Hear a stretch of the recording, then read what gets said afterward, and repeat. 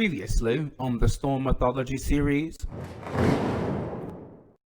From the edge of our solar system, an alien emperor and his Earth-exiled spy have been keeping a close eye on an ancient force that, for unknown reasons, seems to be en route to the Milky Way, to Earth. Suspecting that due to his immense telepathic powers, the force has been drawn to Professor Charles Xavier and plans to make him its newest host, something that the Emperor will not allow. In an attempt to seize the force for themselves, the aliens have been plotting to kill Xavier. Recently, to ensure his victory and ultimately redeem himself to his Emperor, the spy has kidnapped and effectively brainwashed two of Xavier's former X-Men. Alex Summers Havoc, the younger brother of Storm's team leader Cyclops, and Alex's powerful girlfriend, a woman so powerful that Ororo once believed her to be a goddess as well, the mighty, magnetic mistress Lorna Dane.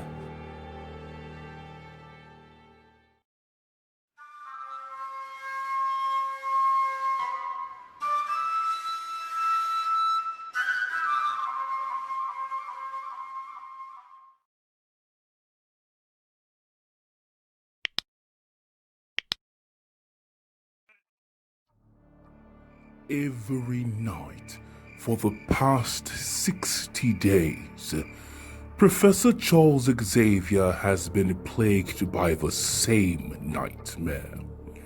Each night, Xavier has visions of a galactic war, a war in which an alien being seems to be attempting to contact him telepathically. And each night, before Charles can finally see the alien's face, he awakens screaming. An hour later, Moira McTaggart, Xavier's former lover, colleague, and now housekeeper, finds him in the kitchen shakingly making tea. He explains his dreams to her, sharing what he has seen in his nightmares. Moira takes the teapot. She thanks Charles for confiding in her, for he has never been good at sharing his fears. And then Moira assures him that, unlike his original X-Men, his new team members are all adults. She urges him to share his fears with them, his children. But Xavier is unsure. How can he explain to his students that his worst fear just may be coming true? Xavier, the most powerful telepathic mind on the planet, is going mad. 3 days later, Ororo and the other new X-Men have gathered for a goodbye of sorts. The Professor is finally leaving for a much-needed holiday. To sort out his visions, Xavier feels that he needs time away from both the school and, for the first time, his new students.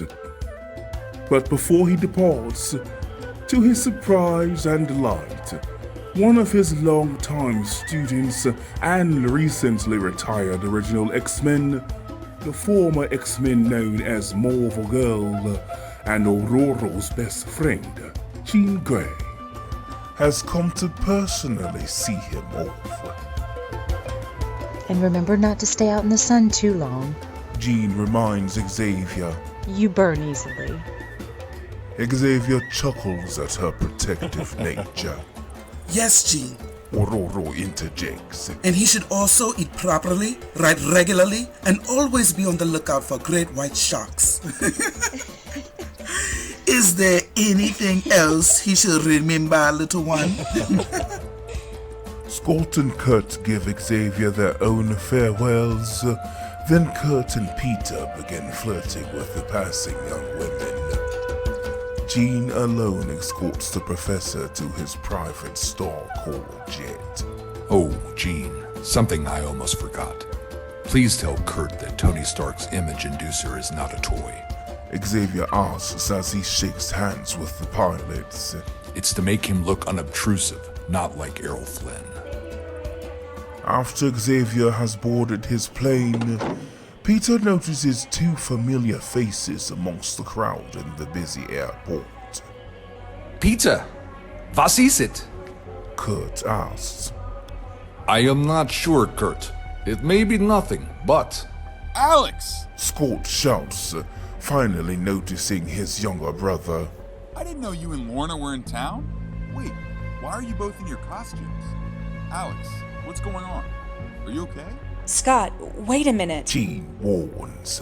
Something's wrong, Scott. For the closer the two former X-Men get, the stronger the images in their minds become to her. It's a trap. Fool! You've just signed your own death warrant. Polaris shouts. She attacks Jean, but thanks to a last-minute telekinetic shield, Polaris's magnetic blast only stuns Jean. Everything was happening so fast. Ororo recalls. Suddenly, Lorna Dane, who was dressed so ridiculously, has struck you down. I was incensed. And so was Scott. He attacked Havoc and Lorna attacked Xavier's private plane.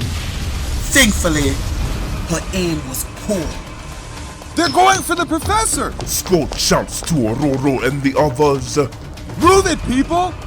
And move it they do, each in their own unique style, activating the unstable molecules of their battle uniforms. Yet for all their style and all their speed, the X-Men may have still moved too late. Havoc charges up his costume, absorbing all the ambient cosmic energy present. Yet, just as he releases his plasma blast, Nightcrawler teleports behind him, tackling him to the ground.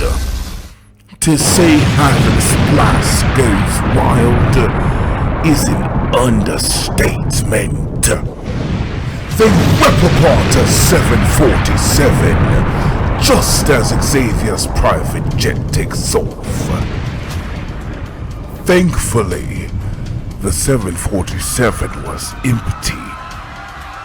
I grabbed your unconscious body and summoned a wind to lift us into the sky, above and away from the explosion. Through the flames of the explosion, a familiar crimson figure enters the battle. Eric the Red? Scott shouts in disbelief. But that's not possible. I was Eric the Red. It matters not who I am, mutant. Eric the Red shouts. I am power incarnate. Nothing on this planet can stand against me. You're behind all this? What have you done to my brother? And Lorna? X-Men. Take him! The battle below had turned against us. Yet I knew how I had to get you out of harm's way, and quickly. Below us, Havoc and the new Crimson villain were overwhelming the team, and Lorna Dane was nowhere to be seen. Bright Lady be praised. Neither Havoc nor Lorna Dane can fly. So the Black Witch thinks herself safe up in the sky? Polaris sneers. True, she may have been safe from Lorna Dane, but not from me, Polaris. You cannot escape me, Storm. Polaris shouts, and suddenly, Polaris's magnetic powers negate the gravimetric lines of force surrounding her body as easily as they did for Krakoa months ago. And by the time Ororo realizes what has happened, that Lorna Dane can fly, it is too late. Polaris zaps Ororo with an electromagnetic bolt. Ororo screams, inadvertently dropping